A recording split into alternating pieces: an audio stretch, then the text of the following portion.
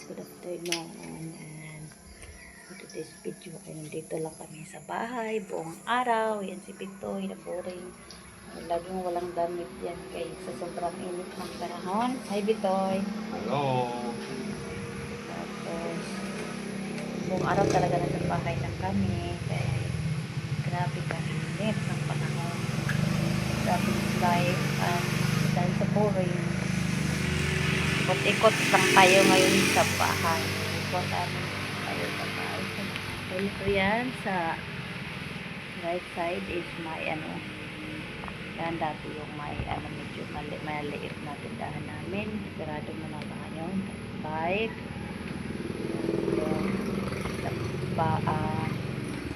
Shade. Yung may shade is yung kampayan ng kapitbahay. Yung kapitbahay namin nandyan. Tapos may ano, taniman sa tapat na medyo ano na siya medyo ano pa siya kayo kasi medyo ano ba tawag dito, hindi pa siya nililinisan ano, pero ang asawa ng may-ari is wala na yung sago kaya nabisi pa yung asawa, siya na lang mag-isa kaya hindi pa siya nakapag-linis. Tapos yan sa kabilang party yun yung tanim namin na pumilo na hanggang ngayon hindi pa siya namunga. So bandang dyan ay yung pumilo namin nag-iisa, tapos parking doon, tapos yan balak namin ikot yan kunti pa ikot sa bahay hanggang sa likod yun. Tapos mag-ikot-ikot tayo sa likod ngayon. Ikot naman kayo dahil medyo malinis-linis na siya ng konti dahil nakapaglinis na kami. Araw-araw namin naglinis habang hindi busy.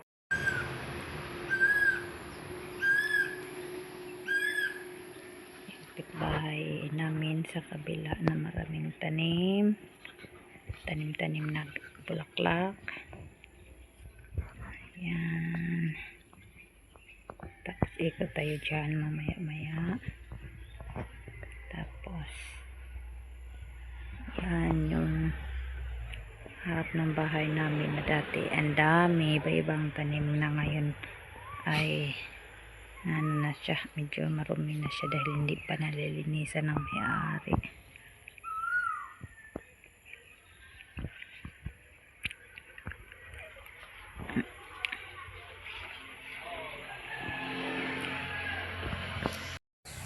So ngayon ay papunta na tayo sa likod, sa gilid tayo dumaan. Yan yung photographer ko nga pala, si Bitoy.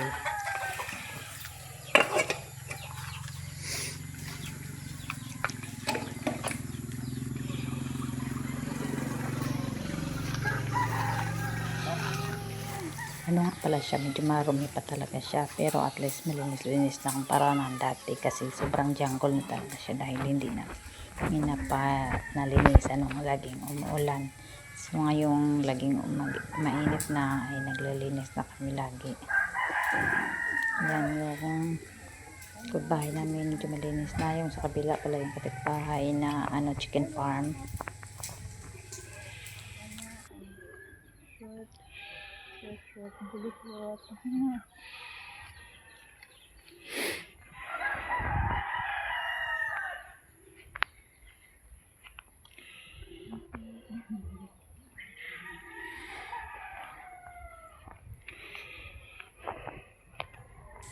Yan pala yung bagong kapitbahay namin, pinuputol na yung mga puno dahil magpapatayo na sila ng bahay. So medyo dikit-dikit na yung mga bahay dito.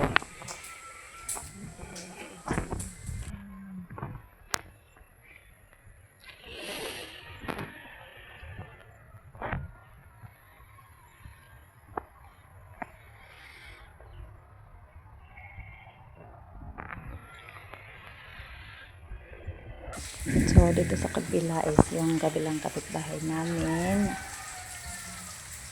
Yan.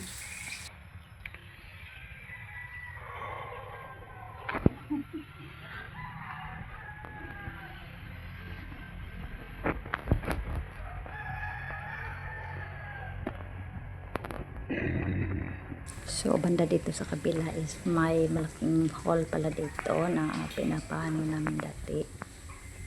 Dahil may balak si Bitoy na gawin sana swimming pool, ngayon nagbago na isip dahil hanggang ngayon hindi pa siya nagawa. So, na lang, may plano ka na dyan. So, yan yun. So, balik tayo dito sa kabila.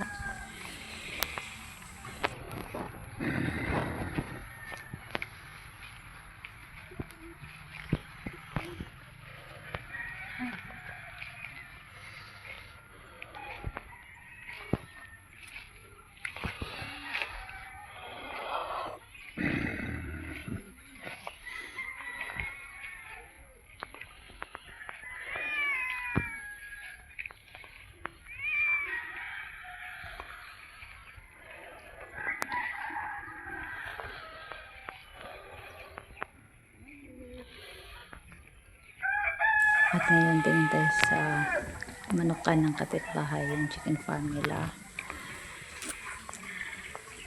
Hanggang tingin lang muna tayo dito habang wala yung may-ari. Parang magnanakaw ba?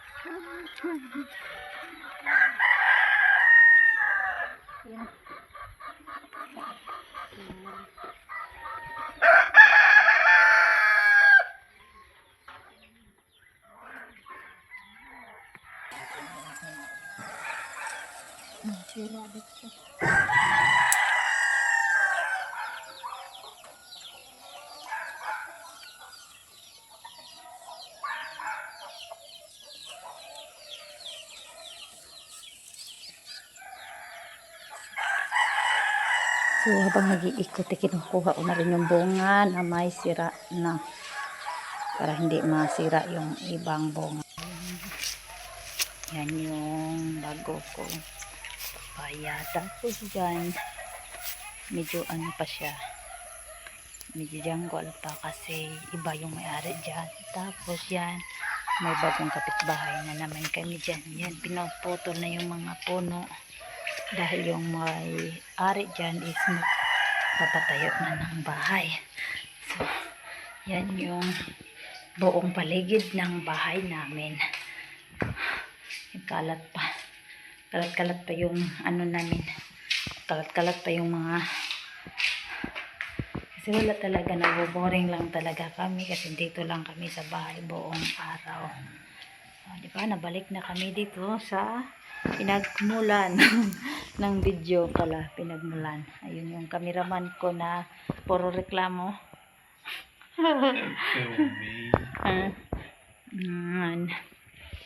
At yun, dito kami simula sa Teres. Tapos dito rin kami magtatapos sa video. So yun yung paligid ng bahay. Nag-ikot lang kami sa bahay.